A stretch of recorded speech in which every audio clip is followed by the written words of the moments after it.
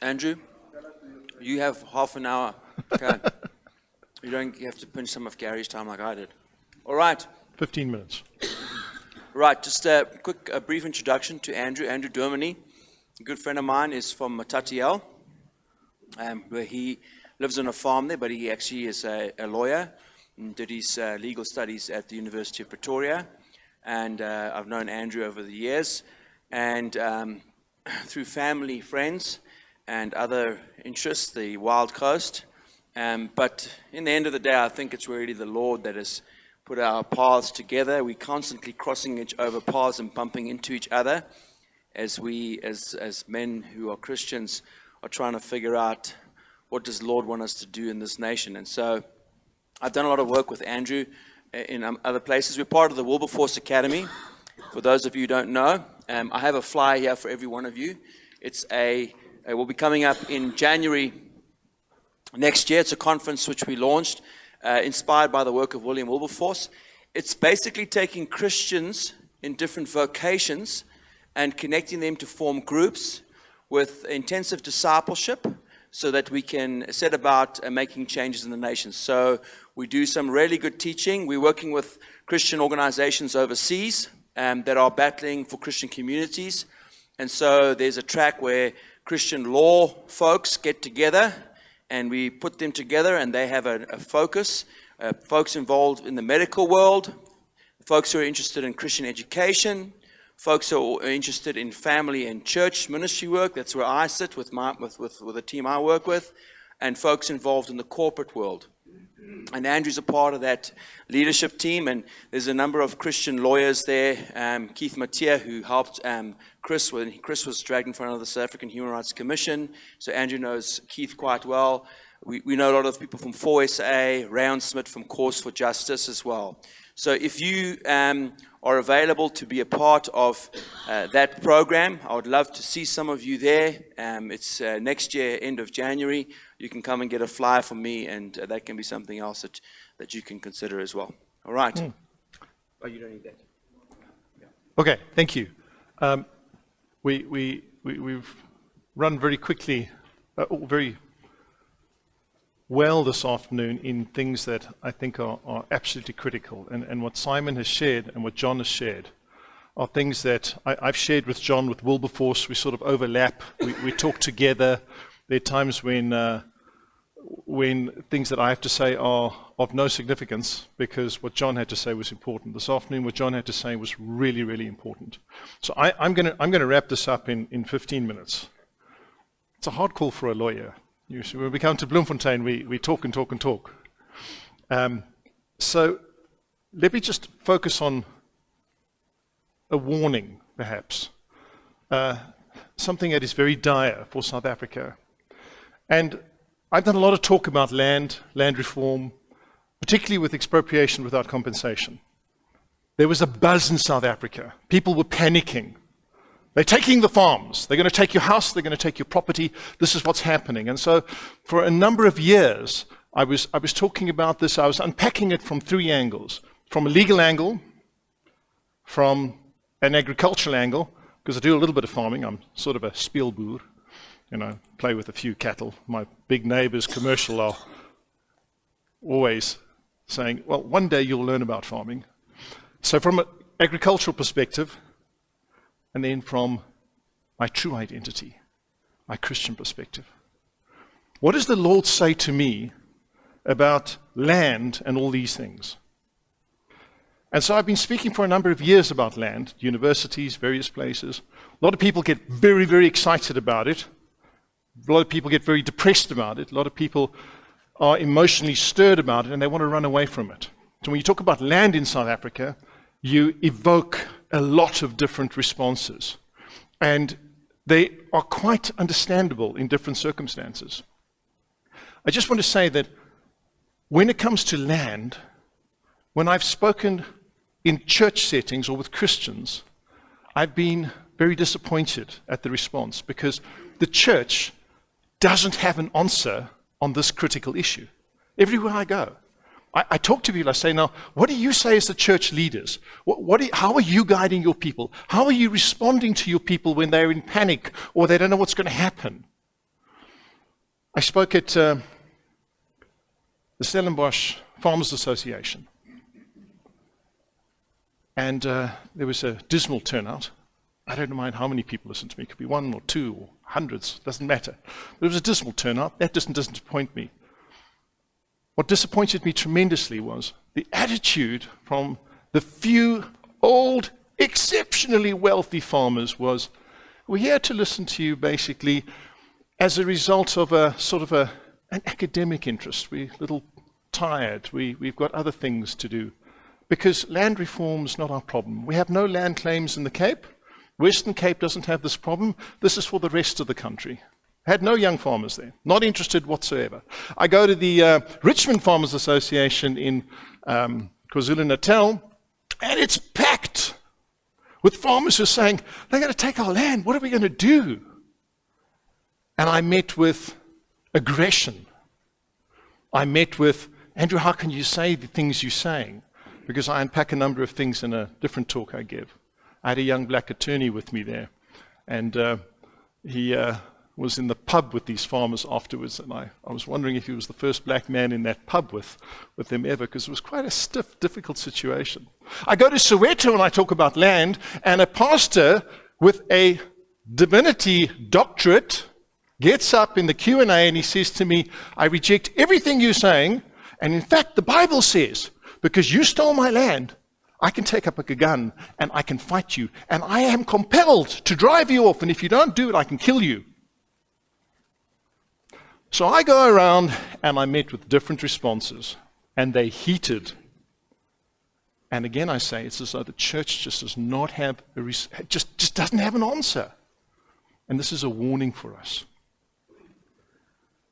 When we talk about land, and we talk about the different responses in land, and we talk about how people approach land, there's something that has just hit me every single time, exactly what John talks about. Our society is polarized. We have completely different views, completely different agendas, completely different aspirations. And we, as Christians, are walking to the drumbeat of the politicians and the world, where we should be saying, this is what it should be like. This is how it should happen. And so that's part of what I've been doing for a number of years. And as I say, I've had so many different reactions, but my heart is broken on this topic because the church is asleep. You spoke earlier today about waking the church. Sometimes the only thing that wakes us is when we are so threatened that it's burning. When we had the expropriation without compensation discussion, things were looking like they were going to burn, and people started listening. And part of my discussion, and I think I made a dreadful mistake, was to say to people, listen, constitutionally, this is not necessary. And I had a sort of a scenario that I said, guys, this is what's going to happen. They're probably not going to amend the Constitution because there's not the political will. I've done my studies on the politicians involved, Minister of Justice, etc., etc. They're probably going to use the Expropriation Act, amend it, and slip it in that way and keep everybody happy. That's exactly what happened, and everybody's forgotten about it. But when it was burning, we had an opportunity to speak. When it was burning, we could reach in and say to people, listen, and people were listening. And this is the problem. It's as though we have to come to the brink of a war before people listen, or be in war. We've got to feel the pain. And God doesn't want that for us. Now, I'm a layman. I read the scriptures and I think, I don't think God wants that for us. I think God wants us to find solutions, and He gives us solutions in the church. Now, I'm not going to go through any of this. The next little slide was for John, so I'm going to jump through this very quickly and just stop at one or two issues here. We are dealing with opposing philosophies and tension. Exactly what Simon was sharing here. Karl Marx, the theory of communism may be summed up in one sentence: abolish all private property. Here, on this side, abolish it. Capitalism, an economic system based on private ownership of property and business with the goal of making greatest possible profits for owners. This one. Adam Smith actually comes in and he picks up that tension and he says, he tries to find a little bit of a solution. It's interesting to see, but the point here is we have two diametrically opposed views when it comes to land, and they're going to clash. We again have the option of revolution, or we need an answer. And I think it starts with revival, and it starts with the Reformation, and it starts with our thinking as a church. How are we going to grapple with this issue? Okay, I'm going to skip this. This is the whole journey. We're not going to go through any of this. The land debate, the politicians were saying a number of years ago, Jeremy Cronin, he says, it's a problematic diversion and a proxy for a deeper challenge. There's a deeper fight going on here. We as Christians will say it's a spiritual battle, we can see it. Even the politicians are saying it's a proxy battle here. Max de Pree, love him or hate him, don't know where you stand on him, but he says the land debate is almost about history, symbolism, redress, justice, and black dignity than about land itself. I spoke University, Nelson Mandela University, PE, and a young black lady came up to me after the talk with tears in her eyes.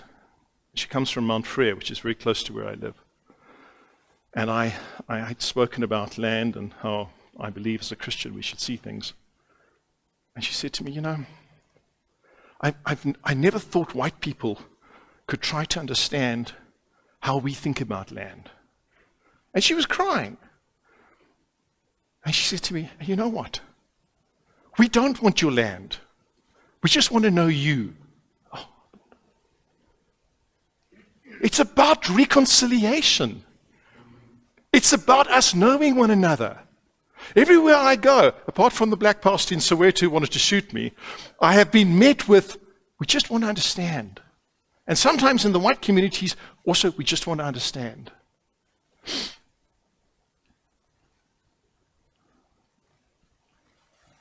This is what's happening. Black pain, white fear, inequality, deeply divided society, hatred, retribution, failed reconciliation.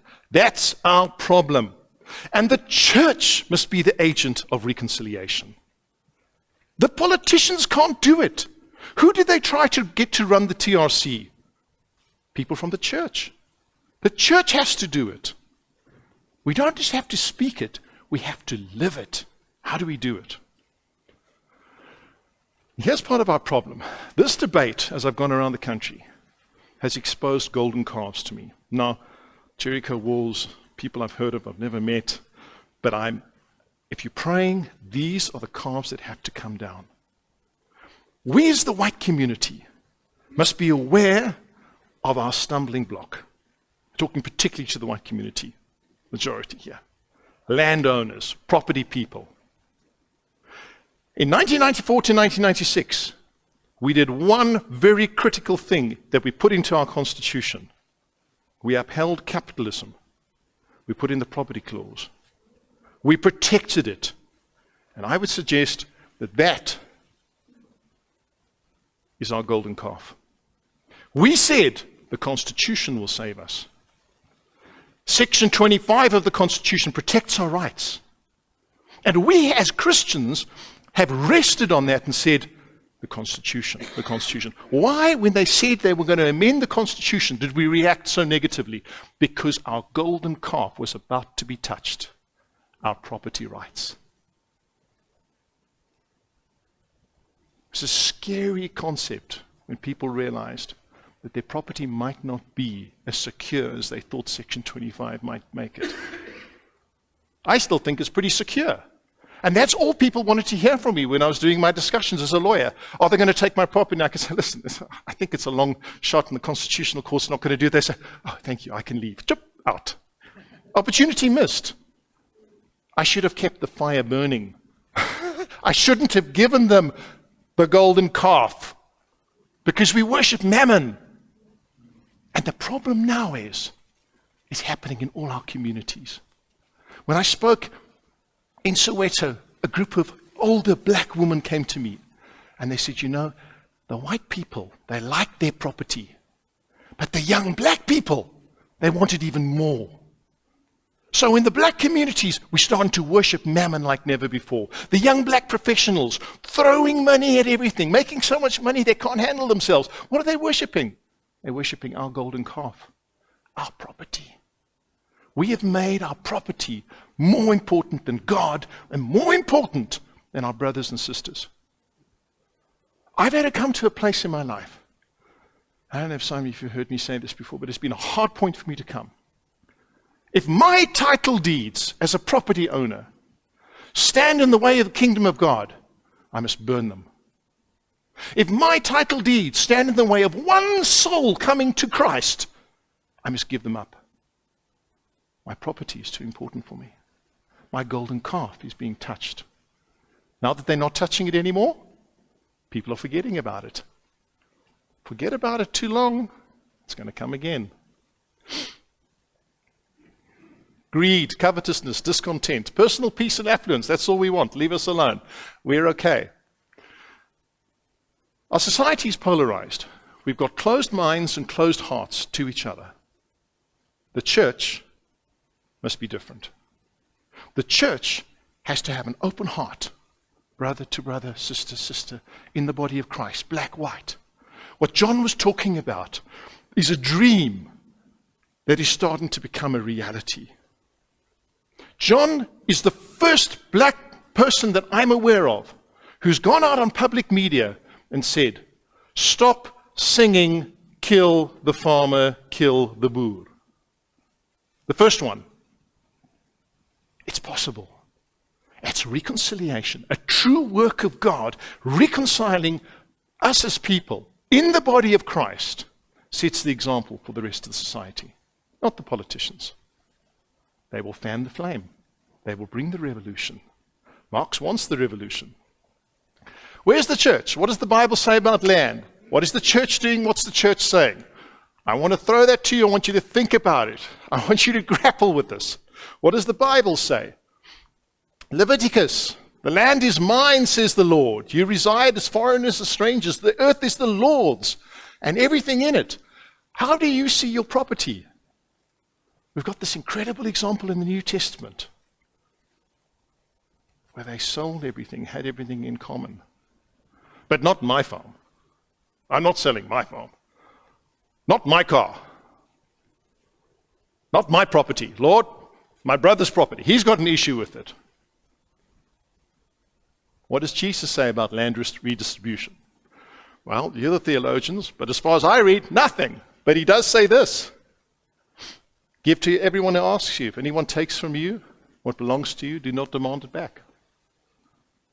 The greatest test might come in South Africa. That if the land is taken,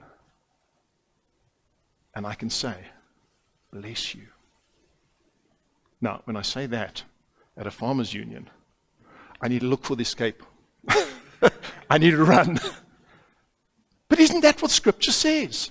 It's not mine. I'm just a steward. And the farmers say, yeah, Andrew, you're a lawyer. You've got a back door. You can do this.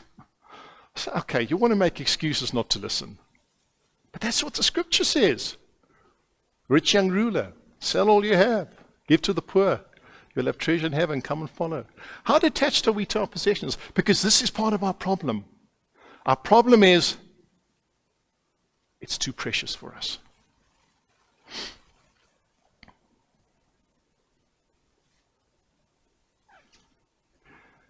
One of the great problems we have in the land debate is that I think that the church has become compromised. See, I say the argument is the missionaries brought a gospel that pacified the black man, let the colonists steal his land. The gospel is to be rejected. Don't think that the land issue hasn't been thrown at the church. This is a real argument that comes out again. So point number one, bullet number one there is something that you have to grapple with. You can't just say it's irrelevant to us as theologians. The church must take a position. There are a number of issues that Simon and I are talking about with other people where we say, church, leaders of the church, help us. We need you to take positions on certain things. We need you to take positions on the LGBT. We need you to give leadership to our students. We need you, the church, to give us a position on land. Help us. We'll show you what the problems are. Help us from the Bible. You are students of the Bible. You are our spiritual leaders. We need the church leadership in South Africa to move from a compromised position, a silent position, and say, oh, it's a legal issue. We're not involving ourselves with that. Oh, that's a human rights issue. Oh, this is a Western issue. The church has authority. The church must rise. Every one of these.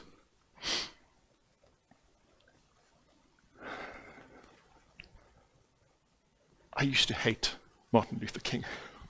It's part of my upbringing.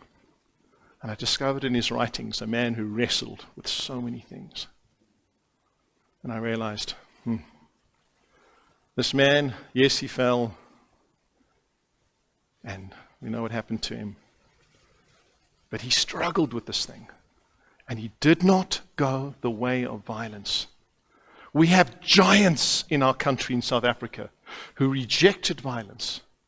Albert Lutuli, go and look at him. Go and look at the early leaders of the ANC. They wanted to know us as brothers. They were real believers. And then the 1960s came, and the armed struggle came, and we lost the chance to reach black and white, all colors. We lost the chance. The church was compromised, we know that. But now we are 50 years, 60 years later, we've got to move on. We have to move on. Darkness cannot drive out darkness, only light can do that. Hate cannot drive out hate, only love can do that. We need light, and we need love. And I've been reading in the last while in John, particularly John 14, 15, 16, where Jesus says, love one another. This can only happen if the church truly starts to love one another. And the challenge to us, particularly as white Christians in this country, is how are we going to love one another? And if it means that my possessions need to be put on the table, and I need to give them up, and if that will be the testimony that will win, we must do it. That was a quick summary. Please go and pray and think about these things. And please, I beg you, do not walk away from the land issue. It's absolutely critical. I believe it's coming back. There's certain politicians who will bring it back. We have an opportunity while it's quiet now to do our work. Amen.